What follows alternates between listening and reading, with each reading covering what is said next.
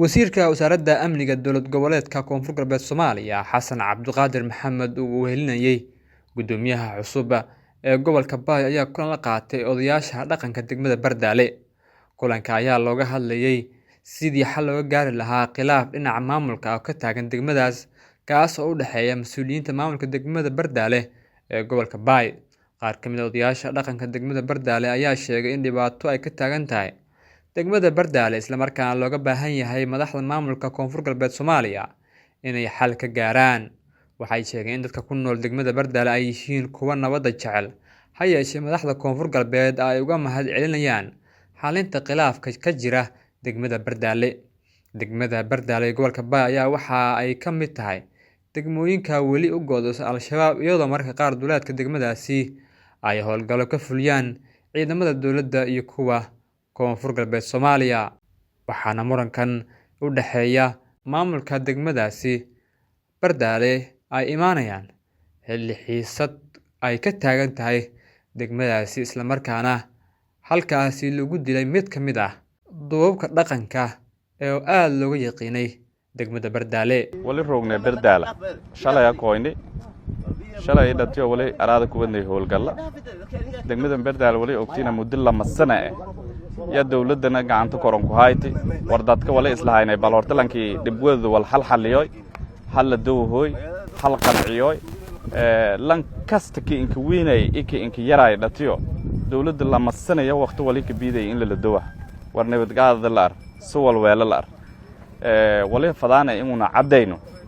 dawladda koonfur galbeed gaar ahaan gudishay amniga oo hadda degmadan ka sugan howlgalna kooyay wali fadaana inuna cadayno lan Allah la lanka isbaara la ka araga qaado dariiqe degmadan Bardaale walaay hatu ku dambeeyay in dilay lan kasta oo ururwadu magaaladan ka dhax dareeraw oo ciidanka dawladda hayneen in gacan bir ka qabado doono sharciga la waafajiyo doon wali jareedad hubaysan burcad ciidamada qiibasho shalgadiisan ka tirsanayaan xaqoosadan ilaa Muqdisho ku kooyan degmadan roogan oo uu ogna askarigi has dhiibu usii gurishi isheeno waliba waa sharciga ka wareejiyana dawladana wali markaasay gubiyaasay maadaama lan has dhiibiyay in sharciga lan qafiifiyo lanka hanis dhiibna waana gurweedo degmadan roogo degmadan walan kooy ilaahay idin shay oo degmadan aan nadiifin burcadadan ku qabana isbaaradiyana aan nadiifin maamulshe oo awaamirti bi shaqeeyawna uu ingeysina meel mun ku jeedno lan kasta oo una ka aragna marka isbaara mamnuucu walaa hatu ku dambeeyo wal mamnuuci hoobuna ka aragnoona dilu lanshaas la sheegayo ilaahayna quraan sheeyneenka sheegay lan musaafir lanki jid aan fadheedo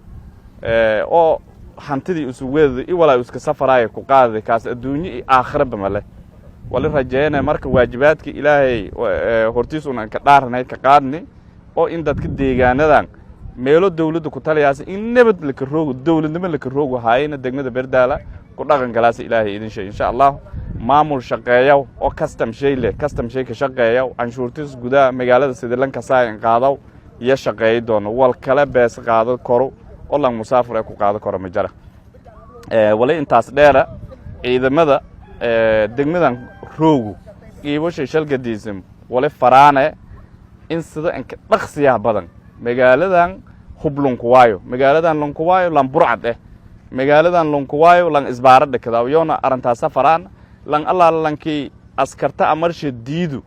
oo dagaalamona amaran qabtaan ilaahay idin shay. Assalaamu alaykum warahmatullahi wabarakatuh. Xuseen Maxamed Sigane, Som 365 Channel, Muqdisho.